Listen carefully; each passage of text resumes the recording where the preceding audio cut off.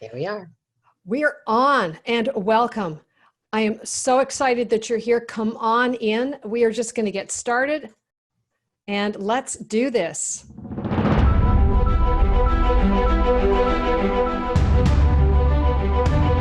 Judy Brad, and we're talking about federal data diving and how to go for the gold.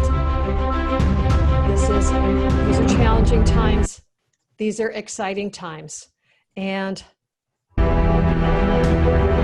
here to make a difference for you as you build a life you love in a business you love. There's hard stuff going on. We're all in this together, and I invite you to be active, to bring your questions, to be here for each other. And my promise to you is that by the end of the hour, you're going to be able to give you some ideas that are going to help you move ahead. So let's do that. Hi, I'm Judy Brad. In addition to being an expert in federal contract data, I'm also a certified scuba diver. And here's something to think about. When you're awash in a sea of data, it's pretty easy to get tossed around, but it doesn't have to be that way. If you have some idea of what you're looking for, then you can actually get a great experience and come up with a whole lot more than you bargained for in a good way. And I had the, oh, sorry. All right. This is going to be an hour of core content, and I'm going to run Q&A. Mitchell, thank you for your question. And we're going to try to do some things differently. And we're going to get into it right now. Please use the chat a lot. I've been thinking about doing this series, this webinar, since January. I was in the Cayman Islands diving and thinking about fish and thinking about data and recording all of this. And so I am so excited to bring this to you right now. So we've got hundreds of people on from all over the country. And our mission today is to dive into oceans of federal contract data so that 1 hour from now, you'll commit to action to find more gold inside contract intelligence to grow your business and dive in again anytime you like.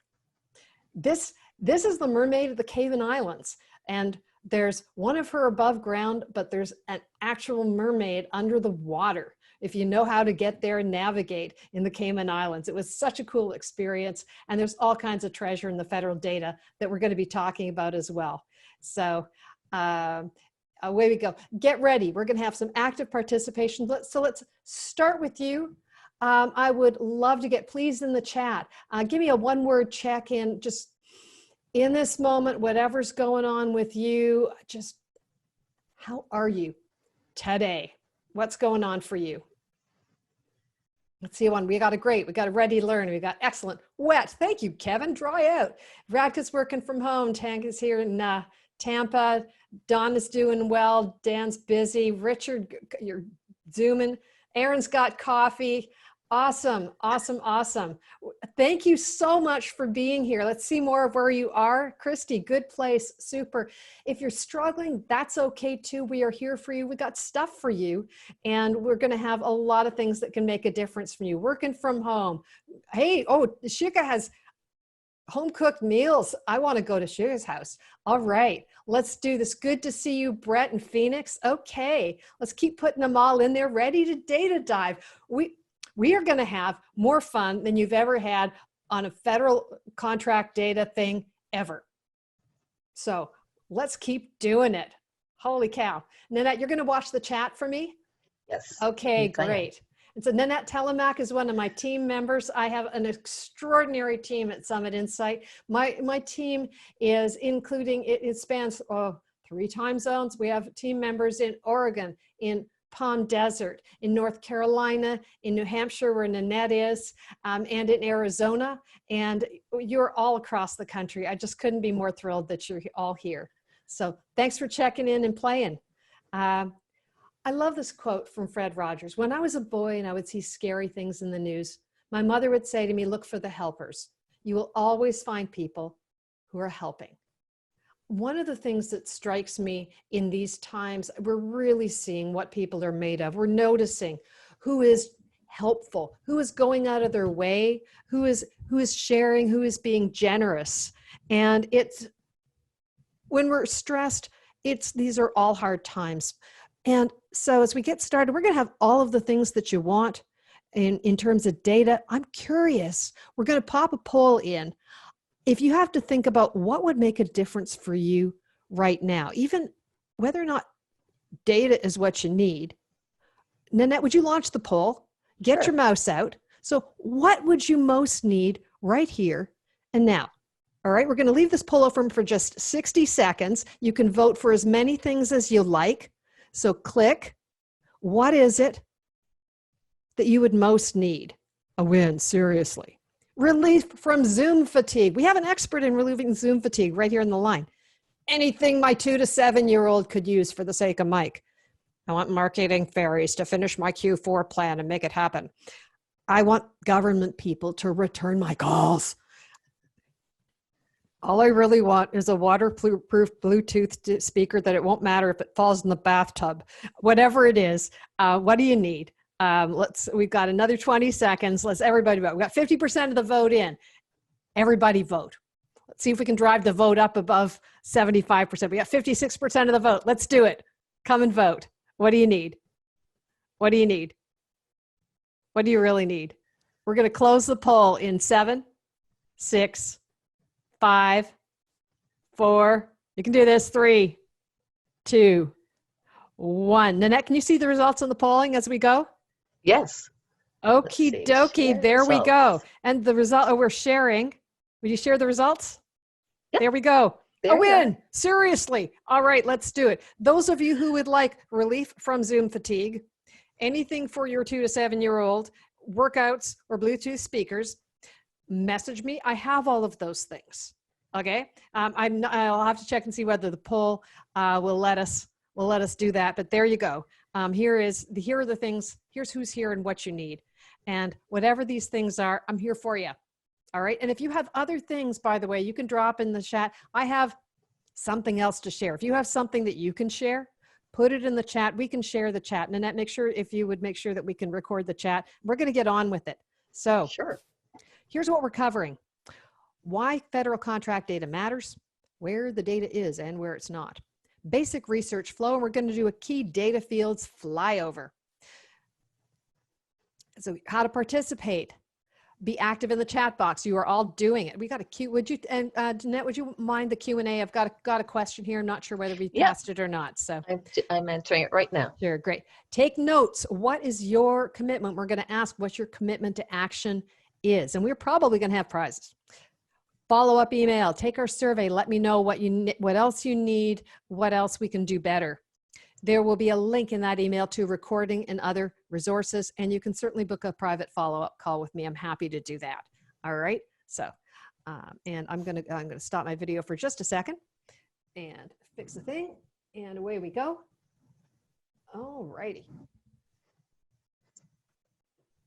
So, I'm curious, what sources, if you could launch poll number 2, Nanette, what sources of federal contract intelligence, when you think about the sources that you used that actually led to a win?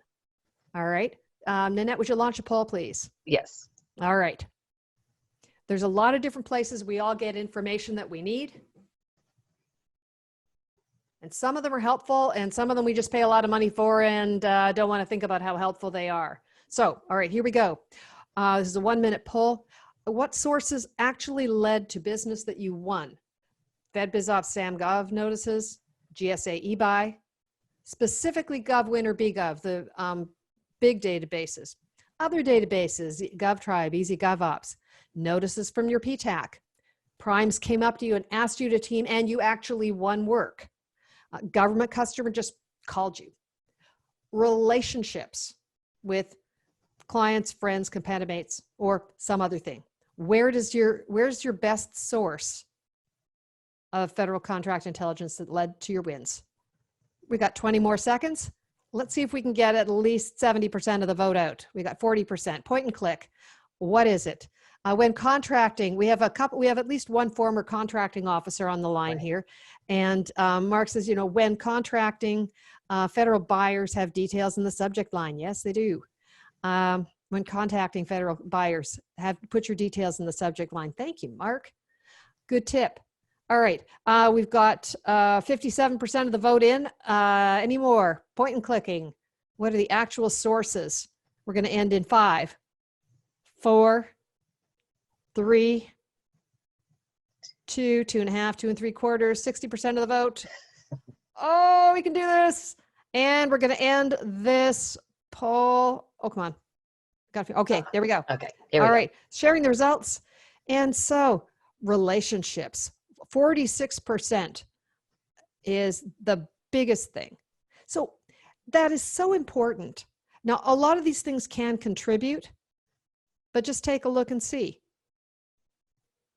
How does that compare with what's happening with you? I'm going to stop the share results and say, look, what I call opportunity illusion is killing small government contractors. We have more information than we have ever had access to before. You'd think it would be easier than ever to win. And actually, it can feel tougher than ever. Thousands of small government contractors have left the government arena, in part because they're asking the wrong question. They're looking at this stuff and going, what can I bid? And in fact, ever sit in front of these things when you're getting corrective eyewear? Put on one of those things when your optometrist goes flip, flip, flip, flip, and you go, I can see. When you flip the lens clearly, you're able to see. Winners focus on the right questions. First, ask, who's my buyer? Because if you don't get it, you don't get it. You don't get the Benjamins. So I want to ask, what's a lead? Anybody? Put it in the chat. What's a lead? What's a lead to you in business terms? What is it? Let's see the chat. Opportunity. Be more specific. Thanks, Susan. Great. What's a lead? What's a lead? Someone who's bought what I sell. Yes. How did you hear about the opportunity? First step, potential business. Somebody who's buying what I sell. There we go. The person whose role, activity, visibility points to a potential opportunity. I want you to think about your favorite detective show or crime story or whodunit. All of those, when you watch these ensemble casts, or you might read Hercule Poirot, or you might read Arthur Conan Doyle, all of the detectives, the great detectives, are all putting together. They talk about leads. They're trying to solve the case, and they're talking to individual humans. This is a very, very human-based exercise. A long time ago, I'm going to go in a galaxy far, far away. What was the advice? This is a prize-bearing question. What was the advice that Mark Felt, who at the time in 1972 was only known as Deep Throat, gave to Bob Woodward in the parking garage in Roslyn, Virginia? What was the advice in Watergate, solving the Watergate crisis? Ann Crossman and Richard Petrassi are both across the finish line. Follow the money is right. Public money means public information, and contract data generates contact data.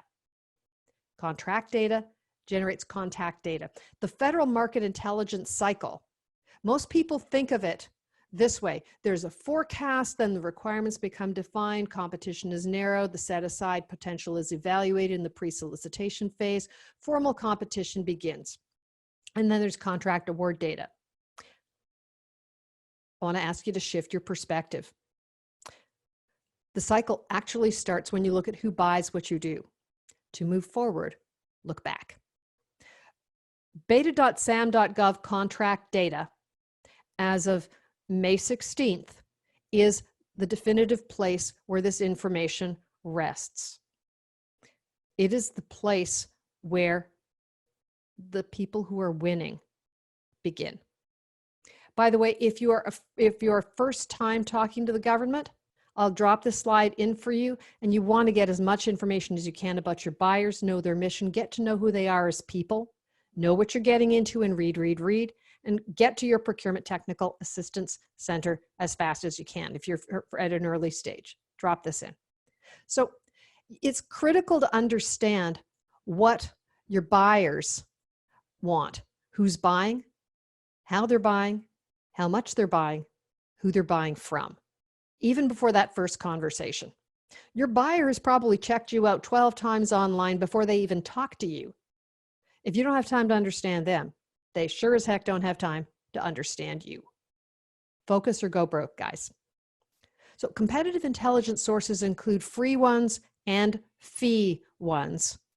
And Nanette, would you turn off the chimes, please? And you can use all of them, but there's a tremendous amount of data that you can pick up for free. You're going to spend time and you're going to spend money. All you get to choose is the mix. And so if you are paying money for a database, by understanding the fundamentals of federal contract data itself, you're going to be able to get more value from the database that you're paying money for. Okay. If you have not bought these databases, or you're thinking, if only I could pay for Bumpty Bump database, take some time to master the free federal contract data. You may find that you don't need to spend those thousands of dollars if you use your time a little differently. Your time and money mix will vary over time. Some of my clients have GovWin or BGov or some of these other tools. Some of them don't. And a better understanding of the fundamentals helps you use whatever you've got, time and money, better. The choices for free versus paid, these are the 5 factors. And depending on how much you value each of those things and how much you have of those things values over time, that's going to shift whether you use a free source or you use a paid source. Someone was asking, are you going to get the slides? Yes, everybody's going to get a copy of a link to the recording. Okay. So I'm curious about how you get your federal competitive intelligence now, but we went through this a little bit. These are the sources that people talk about, and conversations with contacts in the account are the single most effective one. And the more you can use that, the better, because someone who already knows you and likes you and has bought from you is 12 times more likely to buy from you again than somebody that you've never heard of, who's never heard of you before. Let me flip it over. If you're not using conversations and relationships as one of your primary ways to build business, you're working 12 times harder than you need to. And who needs to do that? Of the 2 free sources, what as of mid-May will be beta.sam.gov contract data versus USA Spending, people ask, why not use usaspending.gov? It's easy to point and click. The map is pretty. It's fast to download. You can get a lot of data that way. Its intention is, and notice the keyword search lets you explore award data in broad strokes. The advanced filter offers filters that let you customize your data sets. And sure, if you're a researcher, you're an advocate, this data is really helpful. There are 3 fields that don't tend to show up in USA Spending very easily. Created by, modified by, approved by. These are your federal humans who have a power that the President of the United States does not have, the legal authority to bind a contractor to the government of the United States to provide products and services. These are people that you need to know because they have to be able to sign something that authorizes you to work and get paid. These are people you absolutely have to be talking to. So the federal procurement data system transitioned to beta.sam.gov contract data domain as of May 16th. This is the data even post-transition, that the big data firms pick up and put under dashboards and resell. It's free, it's comprehensive, and there are hundreds of data fields for every single contract transaction. So if you're filling a pipeline, you have to start at the source. So what I want to do is give you an idea of a research flow when you're working with this data, all right? Because if you're in IT, for example, a lot of the big database products have lots and lots of reports, especially for IT. The federal government spends billions and billions of dollars on IT. So data intelligence companies, of course, they're going to provide a lot of deep research related to the industry where a lot of spending happens. It's a business. If for some reason you are not in IT products or services, it can be a lot harder to use data services to find things that are going to be helpful to your company.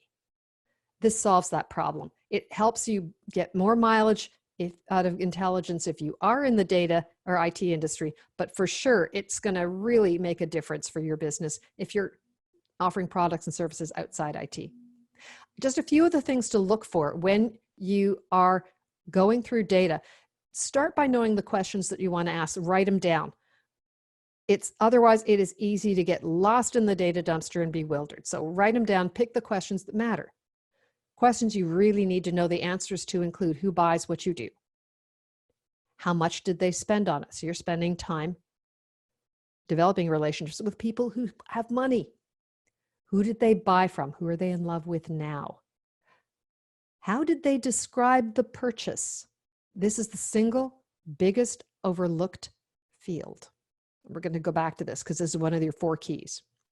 And when is the contract complete? Really valuable. A lot of the time, the government's going to buy more next time of what they bought last time. So being able to work backward from that contract completion forecast date, 6, 12, 18 months, and start to nurture relationships long before something gets in the forecast or a pre-solicitation request for information or sources sought, the bigger your advantage. And where will the work be done? Federal contract spending happens in all 50 states. 535 members of Congress would have it no other way. That means that there may very well be work going on in your neighborhood. Who are the federal humans who live and work near where you are? Time to find out. So being able to figure out who created and modified the contract record, how much work is awarded not using GSA schedules, how much is awarded using simplified acquisition. Right now, a federal buyer can spend up to $750,000 by doing something as simple as making 3 phone calls.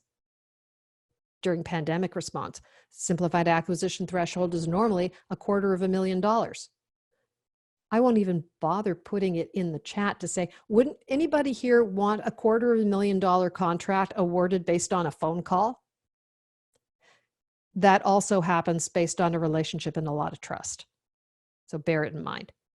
So some of the key data fields that you want to understand and work with and filter and look for patterns in the data include the contracting agency, place of performance, city and state, who approved, modified, prepared the contract record. We talked about the contractor completion date, the contract vehicle.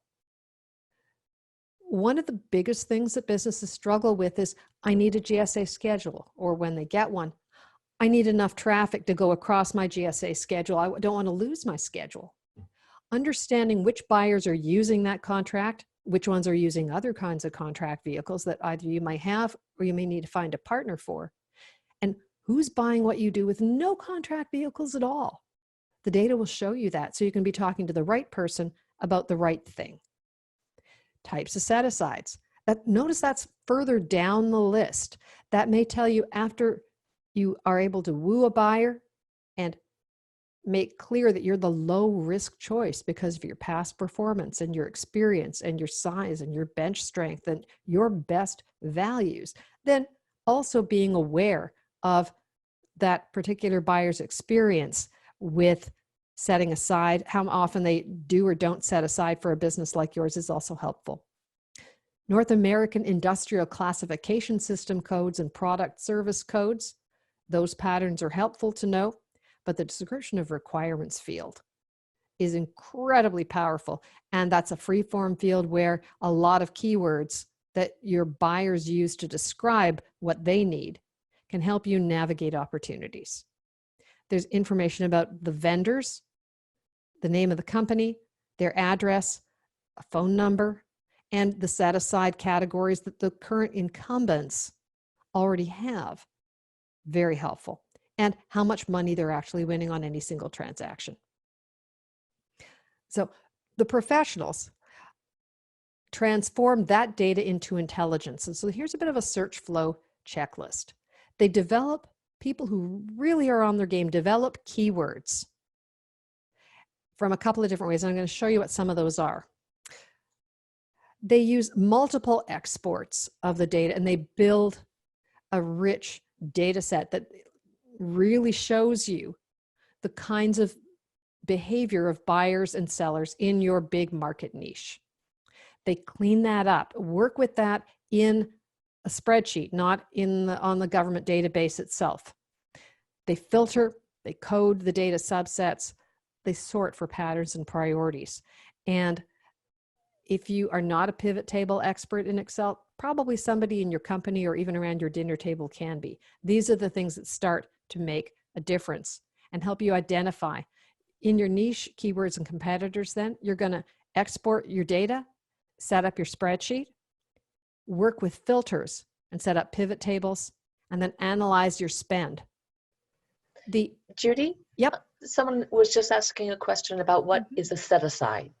What is a set? The federal agencies are able to reserve or to restrict competition if they feel that there are enough. The regulation says 2 or more. Contracting officers are really risk averse. If they're going to go and have a limited competition, they're under a lot of pressure to do maximum competition. They want to make sure they've got lots of choices, even within a group of contracts that could be reserved for competition for just one of 4 narrow groups of small businesses, which include woman-owned small business, service disabled veteran-owned small business, 8A small disadvantaged business, and businesses that are in historically underutilized business zone. They can also set aside or reserve competition among businesses that qualify as small. For more information about that, I'm happy to chat with you about it later, or you can talk to your Procurement Technical Assistance Center about it and which of those, if any,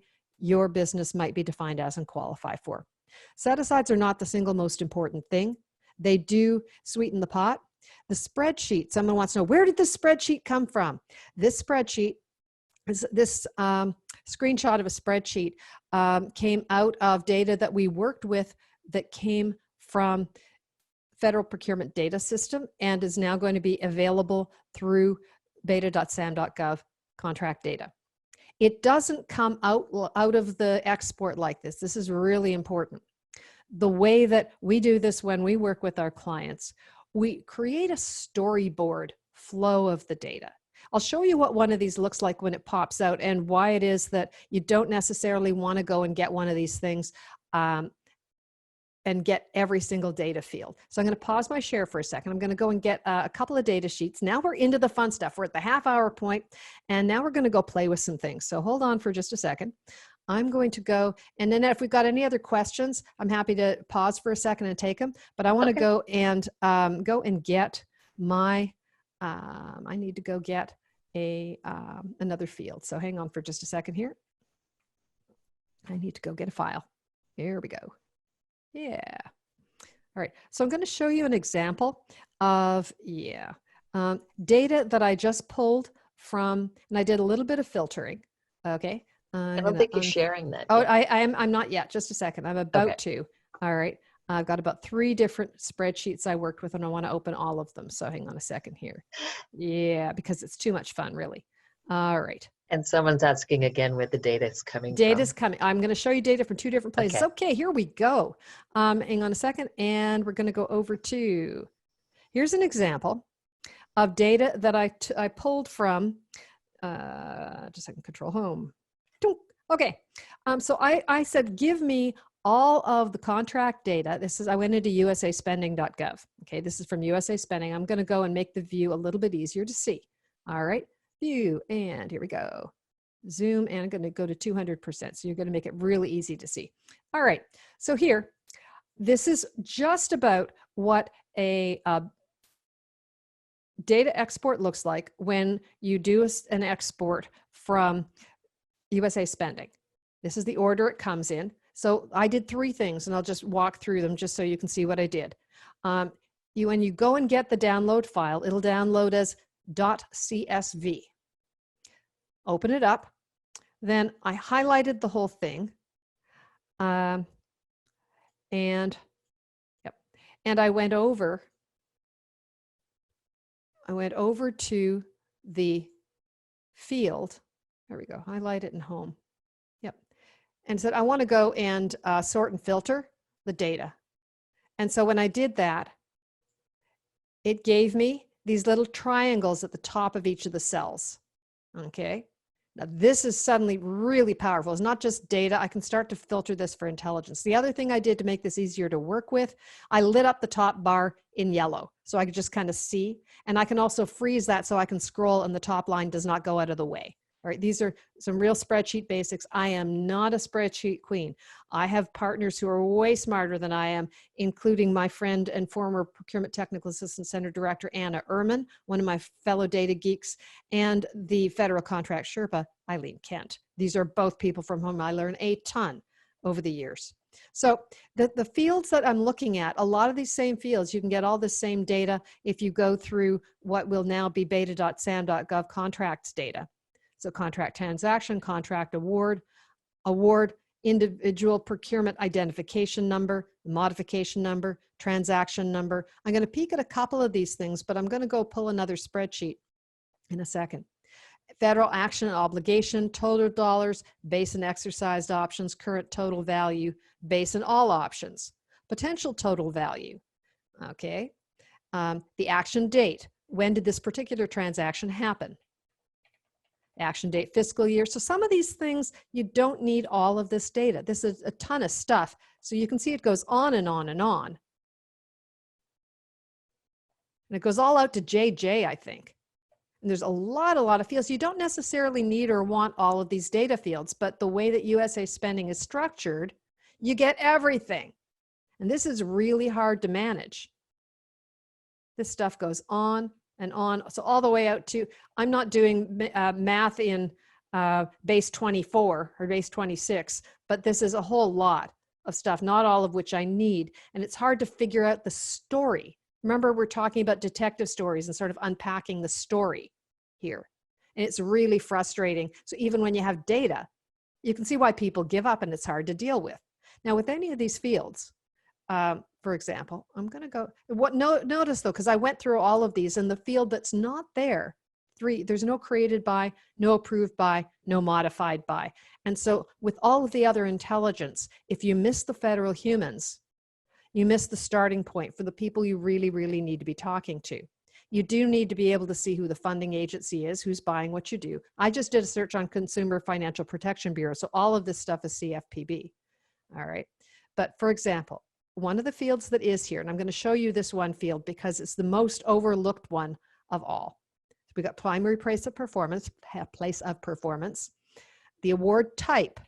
All right. And so this is interesting. If I pick this filter, I can see, do I just want to see the ones that are against the blanket purchase agreement, or the ones that are a definitive contract, or ones that are a delivery order against an IDV, or one that's a purchase order? That can be a small purchase. I can just pick out one of those, for example. One of the other things that it gets to be interesting, I want to know whether or not somebody used a GSA schedule. But the field I want to bring to your attention, if you take nothing else away, in this particular report, where if you just pull data down from USA Spending, if you don't want to go and you just want to look at the data and you don't care about who the humans are, award description. Up until recently, and so this data that may still be in beta.sam.gov, a contracting officer could enter up to 4,000 characters. 4,000 characters of text explaining what the heck they're doing. That's incredibly rich competitive data. Now, they're limited to 250 characters, just a little more than a super tweet. So they don't have nearly as much room to talk about things. But look at the different, you can then, if you pull down this field, you can then, so this is everything Consumer Financial Protection Bureau bought in over a particular period of time. So if I just wanted to know, are they doing any cyber stuff? I got nothing. If I want to do security,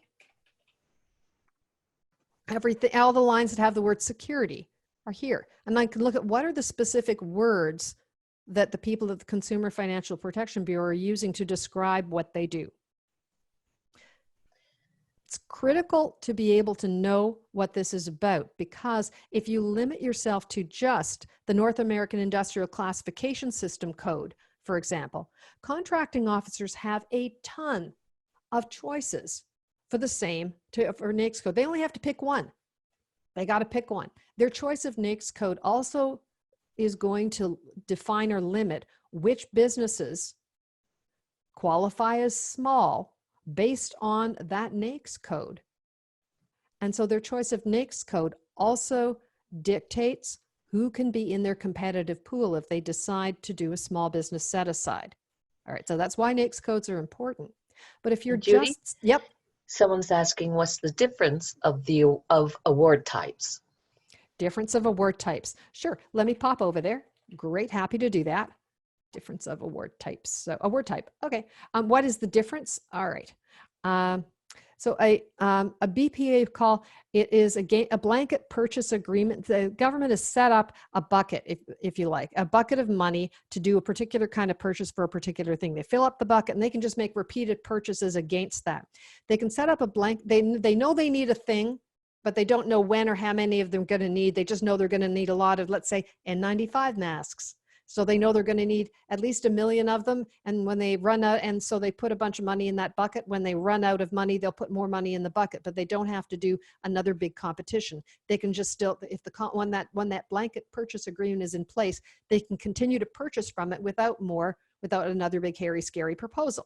Okay, that's BPA. That's part of a BPA call.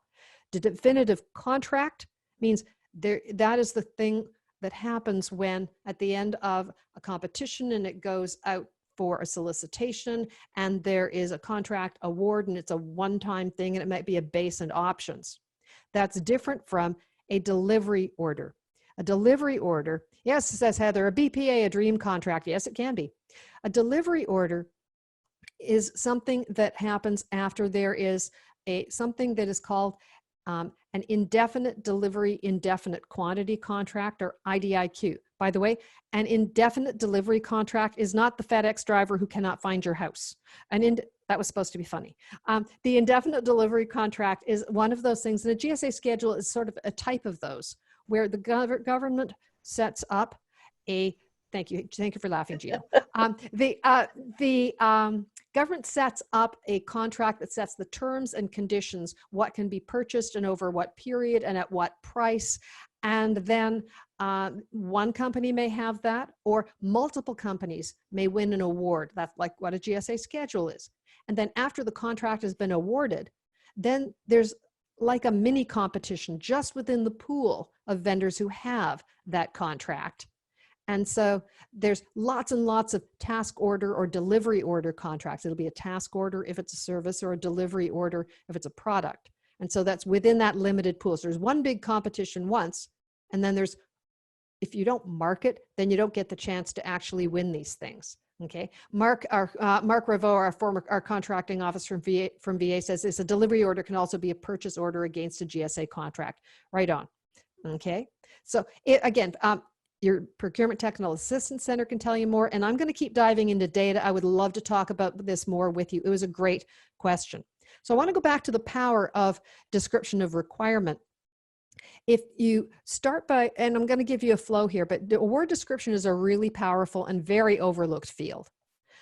I want to encourage you to get to know your data on both the beta.sam.gov contract data and in USA spending. There's something called a data dictionary. So you can go in and review those fields. and understand what they are. This recording will be available within about 24 hours or so, probably less. All right. And so I want to go across, and so you can see then what the product service codes are. Product service descriptions. Product service codes are codes that only the US federal government uses as a, I love this word, a taxonomy to classify contracts. And so if you see the pull down, you can just search for either the product service code, or if you want to look at NAICS codes, you can look at the NAICS codes, and they're here. If you know perfectly well that you're one of those 5411 people, 5411, you can just go and look at the 541s and just see the things that the Consumer Financial Protection Bureau is doing in 541s. Great. Okay. So I'm going to flip over and show you a different spreadsheet now, because when you do something, and I went and did a different search, and I did something that was just looking at, here we go, going in and 200. So I went and I did that filter, but then I filtered again. I was doing a search for someone. And what I wanted to do was to just find the, I did a search for the company's different kind of a spreadsheet. All right, so this is just a search within CVE. I'm having brain failure here. That would be within the VA, the Center for Verification and Evaluation, to see who are the service-disabled veteran-owned small businesses offering security services. And then this is just an example of using a spreadsheet, okay? And he wanted to know, because he's in Florida, who are the other people, who are all the other veteran-owned businesses in Florida who might be competing against me to offer security guard services to Veterans Affairs. And so we just filtered up the ones in Florida. You can see the filter I picked here. I just said, just find me the ones in Florida. And so I filtered that whole sheet down. If I take that filter off, I'm going to see all of them again. Okay, so clear filter from state. Here's all of them. But notice the blue ones show up because I filtered them all blue when they were all showing up. All right, so this is just an exercise in how to use filters. Okay, now I'm going to pop out of here and go back in. And I'm going to do one more thing. The question for 48 hours was, how soon will the recording be available? Right. All right. So I'm going to go back over to our federal data diving, and you get some idea of some of these fields. But I'm going to pop back out instead of running right through the data now. You have about 5 questions, and great. I'll take them now. Would you like them now? Okay. That'd be great. Thanks, Nanette. If someone needs help building a spreadsheet like this, where would they go? Well, you've got options. Your Procurement Technical Assistance Center is one of them. And so, Nanette, would you pop the, I'm going to do this right now. I'm going to pop it right in the chat, as a matter of fact, because I know how to do that and can probably do that without messing it up. www.aptac-us.org. Your Procurement Technical Assistance Centers there's just about 100 of them. They're across the country. There may be one near you. They are still helping people with lots of online work. This is also one of the things that I do. We did a program last year called the Federal Procurement Data Experience, and it was designed to help people build their ad hoc advanced query tool and run it. And 20 companies did this program. And so it was ideal for someone who's been around the block, has been frustrated with data, just wants it to be easier. And it was incredibly helpful. Laura says, don't you train people to do this themselves? Yes, I do. And so we paused this service because, I'm just going to show you why in just a second. I just went into beta.sam.gov contract data. If you already had an ad hoc report and had run it within the last year, you have about 75% odds that your report got migrated over to the new system, and I'll show you mine, and you may be able to run it. I killed off half a day of my life trying to figure it out yesterday. I was trying to prepare this, trying to do a lot of other stuff. It was not my happy place. And the manual to do this in the Federal Procurement Data System is 135 pages long.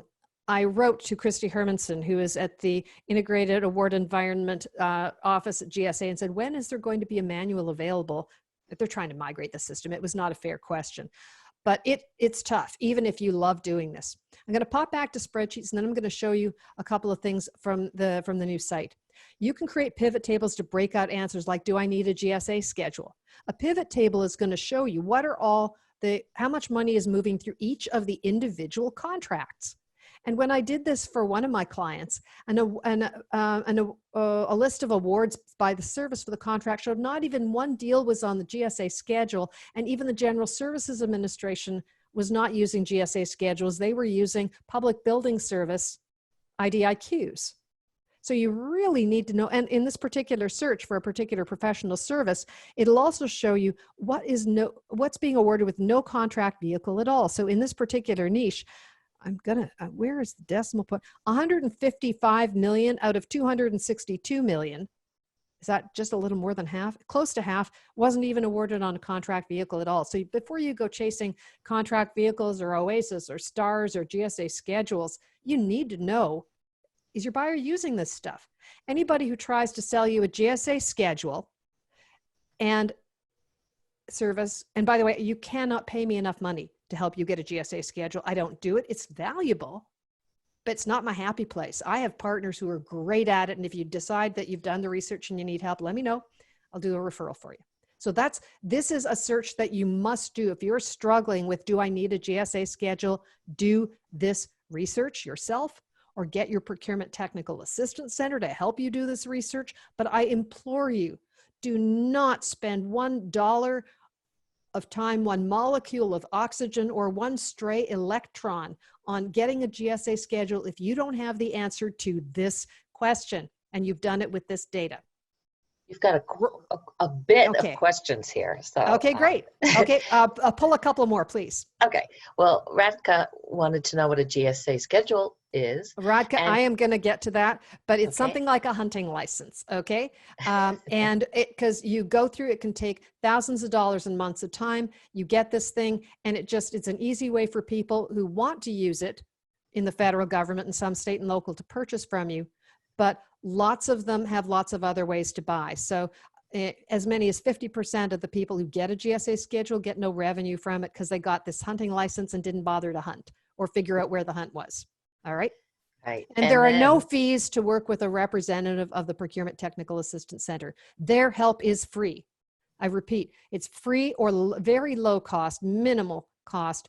And there are former contracting officers there. You can get content, counseling, contract information, courses, lots and lots of help. If you have not worked with your Procurement Technical Assistance Center, for goodness sake, do that. Your business some people say your business has to be older than 2 years for the PTAC to help. Each state's program is different. That may be the case in one and not in others. All right. And they work with companies their commitment is to work with companies that are domiciled in that state. So if you're in Arizona, your Arizona PTAC is your first point of assistance. Even if you want to win business in New York State, the New York PTAC is not going to be as keen to help you, in part because they're partially sponsored by local economic development organizations. Okay, next up, Nanette, what else? The other question was, what's the difference between GSA, IDIQ, CSO, and Phase 3? Okay, the federal government has many different indefinite IDIQs, indefinite delivery, indefinite quantity contracts. Okay, they're called IDV, indefinite delivery vehicle. This is the FedEx truck that can't find your house, but it's not. IDV. Okay, and that's what it'll show up as in the contract data, IDV. They have many choices. General Services Administration schedules can be used by just about every federal agency for many different categories of products and services. CIOSP3 is a vehicle that is put together by one government agency, and for specific kinds of things you can use it for and not. Other ones can use it. Sometimes the hosting agency gets paid as a management fee. NASA has something called SEWP, SEWP, a prize for anybody who can tell me what that stands for. And they're in the 5th iteration of it, and NASA gets an award, an administration fee when somebody uses NASA SEWP. So an IDIQ can also be an architectural or engineering contract. That's right, Mark. There are IDIQs include BOSS contracts, base operations and support services contract, or MATOC, multiple award task order contracts, which is something you see for the Army Corps of Engineers. So they have many, many flavors. About 2 more questions, Nanette, and what else? Let's see. We have oh,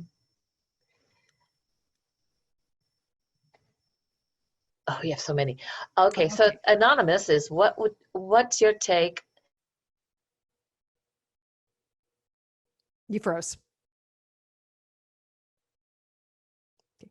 I'm going to stop. I'm going to do a ton more Q&A at the end. I want to get through content for people who have to go at the end of the hour. And then I'm going to stay on for at least another half an hour to answer as many questions as I can. And if I don't get to your question live, then put it in the chat and I will respond to you. All right. That is my promise to you. So I'm going to pop back to things that you can do. Oh, Latasha wins. Yes. Solutions for enterprise-wide procurement. Make sure I have your email address. You get a prize.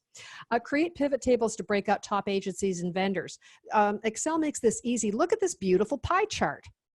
And you can mouse over it. It'll show you the breakout in percentages. You can see who are the top agencies.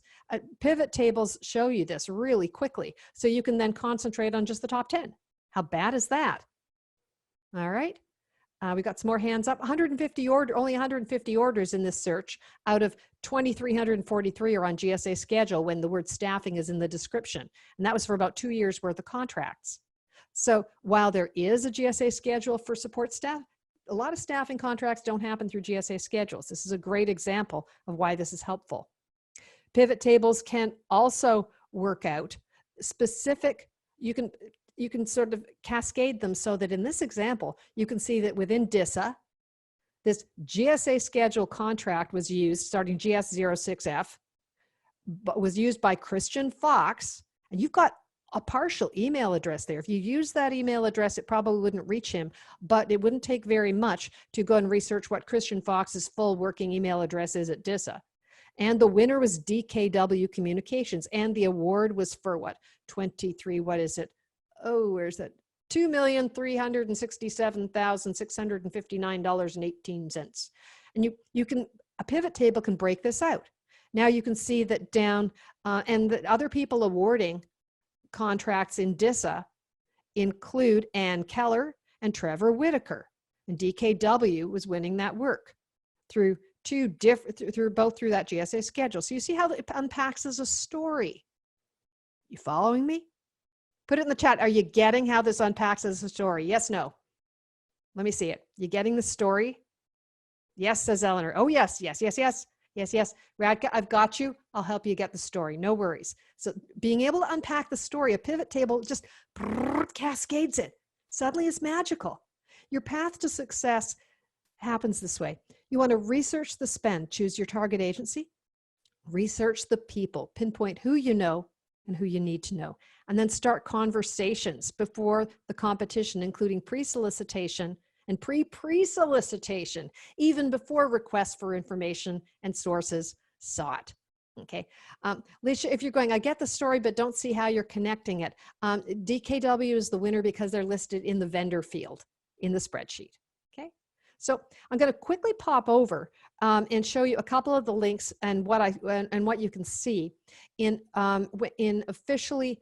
After May 16th, this is what the data world is going to look like. If you already have a subscription and an ID, no, sorry, if you have an account on the Federal Procurement Data System, enjoy it for the next 2 weeks. Download your spreadsheets, the research the living socks off that thing, because it is otherwise going to be a while before all of us come up to speed and learn how to navigate the new system.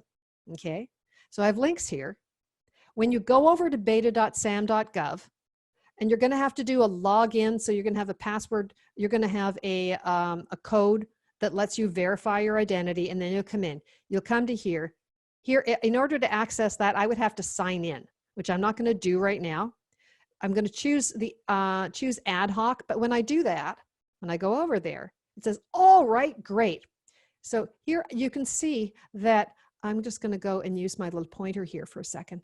Where's my little pointer? Spotlight. There we go. Spotlight. Here, that'll do. See, I had an ad hoc report and it migrated over because I had run it within the last year. So if I click on this, I can go and run my previous report, or I can use the create button and the report builder to go and build a new report. This utility is called the MicroStrategy tool in the new system. It's working now until May 6th, not until May 16th, is beta.sam.gov contract data, the domain that has definitive data. So right now, up until the migration happens, the definitive source of data is still the Federal Procurement Data System, but after mid-May, this is where you're going to need to go. Now, as you do that, I'm going to go and switch back to my mouse. When I went in to try and run my report again, I was asked to go and make these choices, okay? And so this is the way that you can run your old report. And I got to here, and honestly, I struggled. It was hard. And so the amount of time that even people who have worked with data for years, and I've worked with this data for over 20 years, it's hard. And so you have choices. To take a step back, this is the same kind of question about whether you get somebody who does your GSA schedule for you or you do it yourself. Some people love to work in the weeds. They are gifted at following instructions and detailed stuff. I'm not one of those people. There are things I hire people to do. I have an accountant who does my taxes. I have a bookkeeper who does my books. I have data experts who help me migrate this stuff. You choose where you're going to spend your time. You're good at the thing you do. Get help. So you're spending your time on revenue generating stuff. Get help with the things that you need to support you. There are 4 secrets to doing this and to really track unlocking the gold in federal contracting. So here they are. First, start with keywords. If you're searching just on the NAICS, you're gonna miss stuff. The description of the requirements is a really powerful field when you're trying to pull together all the data of what's happening in your space. Well, keywords. I hate it when somebody asks me, what keywords does someone search on to find your company? And I go, oh, please just shoot me. It makes me want to tear my hair. I can't read your mind. I don't know what you're searching on or how you found me. A way to do that, key number 2. Look at 2 to 3 of your top competitors and their contract records. Who's busy eating your lunch? Go and see the NAICS codes that contracting officers are using to code the things they're winning. When you look at your competitors, and then you can get a look into the minds of your federal humans, and you may find some NAICS codes that aren't that reflect things your competitors are doing. You never thought of adding that NAICS code to your record. NAICS codes are like fishing lines in the water. Add them to your record if they are relevant, not if they're not, but that way as well. When a contracting officer may be searching for suppliers by NAICS and they're looking for your competitors, they may find you more likely, okay? That's another piece. Then look at the keywords in that description of requirements field that the contracting officer is using to describe the work they're awarding to your competitor. Those may be keywords that you consider adding to your own profiles as well. Then look at your competitors' customers. You can see where they are. Just because they have a GSA schedule or one of those other vehicles does not mean they're running traffic through it. All right. And these things will all help. Are they competitors? Could they be competitive mates? People that you can team with, people that you would happily pay some margin to use their contract vehicle so you don't have to spend thousands of dollars and months of time or you're not even eligible for CIOSP3. And finally, what's the story of your buyer? Those points of contact, the contract vehicles they love. How many offers were there? That's another field. How much competition is there? You'd be surprised, shocked by the number of things that are awarded with just 1 or 2 offers. Who's using simplified acquisition? That includes micro purchase, which is a subset of simplified acquisition. You can see who's doing those little buys. And finally, build a plan around the people who buy what you do. You want to start way before the request for proposal comes out. The people who are involved in the contracting layer that's created by, approved by, modified by fields, they're one of the 5 layers that you really need to get to know. There are 5 layers and players you need to know every single place. People in contracting, that includes the contracting officer who has the legal authority, the warrant to sign the contract, but also the contracting specialist who supports the contracting officer. End users, program managers, people whose job titles show that they need what you do. They're your buyers. Stakeholders. These are the people who, maybe the cabinet secretary, the base commander, they are not in the decision-making chain of command for the award, but they're part of the ecosystem of who's involved in serving your customer. The small business specialist is almost never your buyer. I'm going to say that again. The small business specialist is not your buyer. Very, very rarely. They can be very helpful, but you need to know who they are and what to do and say and ask and how they can support you and how not to get your call returned. And primes. So we covered a lot. Why federal contract data matters, where the data is, basic research workflow, and some key data fields. Fly over just a little bit. There is so much here. I love doing this stuff. I really, really do. And especially anytime, it's always coming up on fourth quarter, whatever quarter it's in, but always have that deadline, September 30th, federal fiscal year end, in mind, and be planning, looking ahead to those patterns of relationships. Very, very important. And so all the things that we're doing now, I love to do this webinar all year long. Usually I do it earlier in the fiscal year so that people can master the data long ahead. As it turns out, we're a lot closer right now to the federal fiscal year end than I might have preferred. That being said, I want to see, what one thing do you commit to trying today? Of those 4 things we talked about, searching on keywords, looking at competitors, buyer story, or a plan. Just drop it in the chat or whatever else you're inspired to do. What's your big aha or your takeaway from today? What are you going to do next? And I'm going to hang out and answer more questions, lots more, for another half an hour. And I've got something that you really need. Build the story, buyer story, beta.sam.gov reports. What else are you going to do? What else are you going to do? Keyword, says Radka. Yep, buyer story. Build a plan around the people, Alicia. Yes, that is super powerful. Look at descriptions. Go to FPDS. Try it on the buyers, how to connect them. I sell patient room furniture. Oh, Jane, we need to talk. Patient room furniture. There's a clear path for you. Yes. What else? Build a plan around the buyers. Yay, Audrey. You're on it. Yep. So here's the deal. I have something special happened when I talked to my team.